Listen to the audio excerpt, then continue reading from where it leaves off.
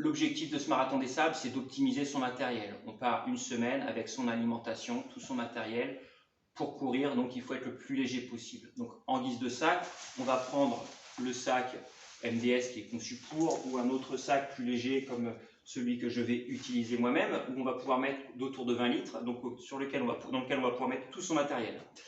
Donc en termes d'équipement de course, pour ma part, donc je vais courir avec un t-shirt, un cuissard, voilà, un bœuf autour du cou qui va me permettre de garder la gorge et le tour de cou humide et frais.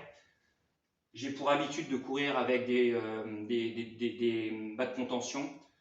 Une paire de chaussettes, donc une première paire de chaussettes que je garde sur les 3 premières étapes, et puis cette deuxième paire de chaussettes que je prends à partir de l'étape longue, qui me servira pour les soirées des premières étapes.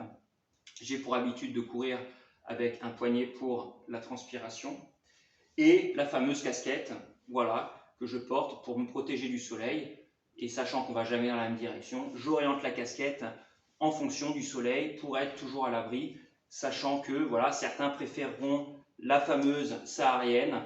Donc dans le sac, qu'est-ce qu'on met donc pour optimiser son matériel? Donc dans son sac, on va mettre bien sûr du matériel plus optimisé que ce que je vous ai présenté la première fois. Donc on va mettre notamment le sac de couchage qui est obligatoire. Donc attention, la nuit il peut faire de 6 à 8 degrés, donc frais après les températures en ressenti autour de 40 la journée. Donc prévoir un duvet avec une température de confort autour de 5 degrés, c'est bien.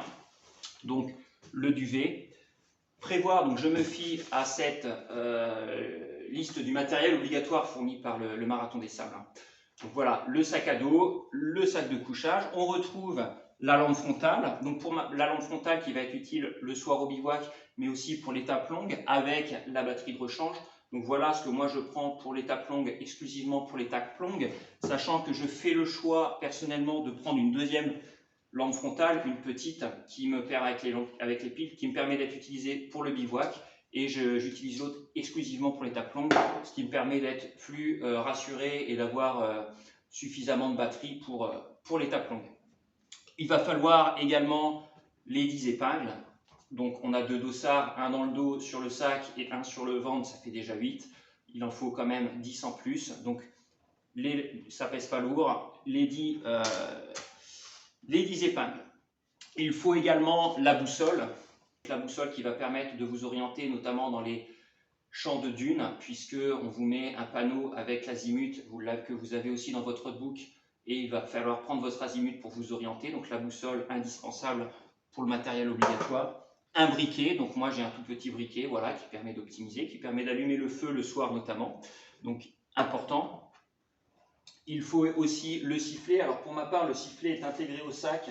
On retrouve, voilà, il pèse pas lourd, il est juste là, un tout petit sifflet qui permet de se faire entendre si jamais on est perdu dans le désert. Enfin, c'est un élément de sécurité supplémentaire. Le couteau lame métal, alors bien évidemment, je ne vais pas y aller avec la machette. Moi, j'ai un couteau optimisé, donc un petit couteau avec une lame métal qui coupe très bien d'ailleurs, mais qui permet de découper notamment le soir sa petite bouteille plastique pour manger et éventuellement des lanières ou autres. Donc c'est toujours utile.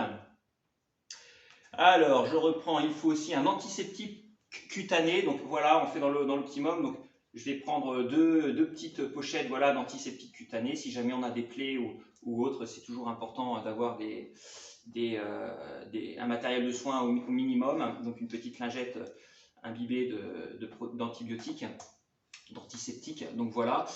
Il faut également donc une pompe à venin, puisqu'on peut trouver des serpents à sonnette notamment dans le désert. Donc c'est important. Il faut un miroir de signalisation. Ce petit miroir donc, qui est officiellement un coupe-goutte pour le vin. Alors on ne va pas boire de vin dans le désert, mais voilà, ça permet malgré tout au soleil de se refléter dans ce miroir et de se faire voir de loin. Une couverture de survie classique, la fameuse couverture de survie. Donc ça également pour la sécurité. La crème solaire, donc 50 ml minimum. Donc moi effectivement j'ai opté pour une crème solaire qui fait double effet, crème solaire, baume à lèvres, puisque dans le désert on transpire, mais il fait très chaud, donc on a souvent tendance à avoir au bout du 2e, 3e jour les lèvres gercées et ça devient très désagréable. Donc moi j'opte pour ce petit conditionnement qui permet de faire les deux. Et puis bien sûr le passeport est obligatoire, hein. Rappelons-nous que la frontière avec l'Algérie n'est pas très loin. En cas de perte, ça peut être un peu problématique et de toute façon on est au Maroc. Donc, le passeport est obligatoire. Il faut aussi arriver sur le jour de l'épreuve avec le certificat médical de l'événement rempli par votre médecin ainsi que l'échocardiographe au repos, donc avec son tracé pour le présenter, pour justifier que vous n'avez aucun problème médical le jour du départ de la course. Il faut aussi le roadbook, donc le roadbook que je vous ai présenté la dernière fois, qu'il faut avoir pendant toute la course puisque vous allez avoir toutes les informations avec le tracé, le détail du parcours, un croquis qui va permettre de détailler un petit peu le parcours, les horaires de départ, donc important de l'avoir avec soi. Vous avez aussi toutes les informations sur la course, donc voilà. La balise de détresse donc, qui vous est donnée, donc une balise qui vous permet avec un SOS, qui vous permet aussi d'appeler en cas de problème et qui vous permet d'être géolocalisé par la course et par vos proches qui vous suivront à distance également. Et puis, cette chaussure ne veut pas tenir. Et puis, des pastilles de sel qui vous sont aussi fournies par la course. Donc voilà. Moi, je fais le choix pour cette épreuve d'emmener un peu plus de matériel, notamment pour le soir au bivouac.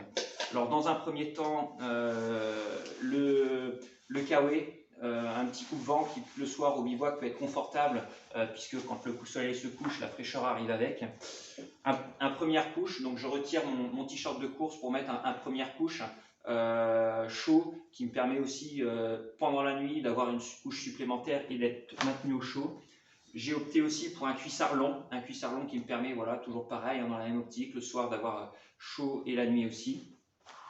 Un matériel optionnel mais qui est quand même important, la popote, la petite gamelle en métal. Alors la mienne est en alu, elle est très légère, pour faire chauffer son eau, pour réhydrater la nourriture, le lyophilisé, avec, n'oubliez pas la petite poignée, sinon vous n'allez pas pouvoir tenir la gamelle. Et puis les lingettes, donc je fais au plus spartiate pour les soins. Donc moi c'est des petites lingettes réhydratables, donc qui sont déshydratées, donc on les met dans l'eau, ça gonfle, ça permet de se rincer au moins les zones sensibles, dessaler les zones sensibles pour éviter les frottements. J'en prends 3 par jour, ce qui est suffisant. Bon, le carton CP course pour pointer les différents éléments. Pour manger, j'ai pris mes petites cuillères, mes petits couverts plastiques qui pèsent rien. C'est toujours pratique et ça évite de manger avec les mains. N'oubliez pas vos boules caisses, on ne sait jamais, les voisins peuvent ronfler.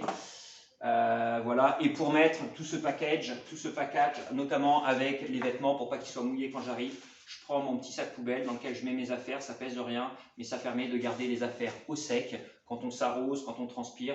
Donc c'est toujours bien d'avoir du matériel sec. Et donc voilà déjà ce que je mets en place. De manière optionnelle, si moi je prends de l'Imodium parce que ça peut être très intéressant en cas d'urgence.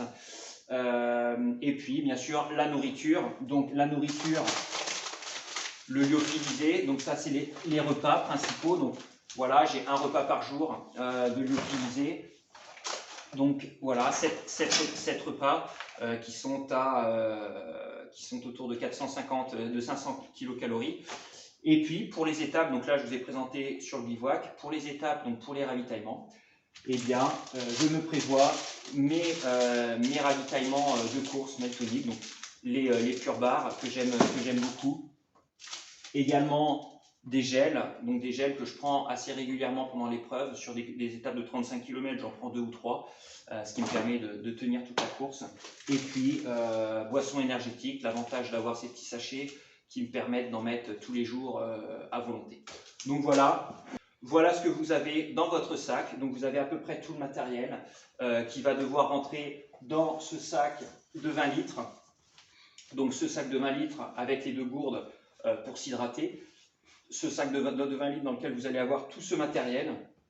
Et donc la nourriture qui sera reconditionnée, comme je vous l'ai dit, je vous en parlerai la prochaine fois, et qui va vous permettre de réaliser une superbe course avec tout ce que vous avez besoin pour la semaine. Et je vous le rappelle, donc c'est en autonomie dans un environnement très hostile. Donc voilà, j'espère que ça vous aura éclairé sur le matériel, l'optimisation du matériel, ce que moi je juge indispensable et en tout cas ce qu'il est nécessaire d'avoir à minima sur le bivouac. Voilà, je vous dis à la prochaine vidéo et en attendant, préparez-vous bien. Ciao!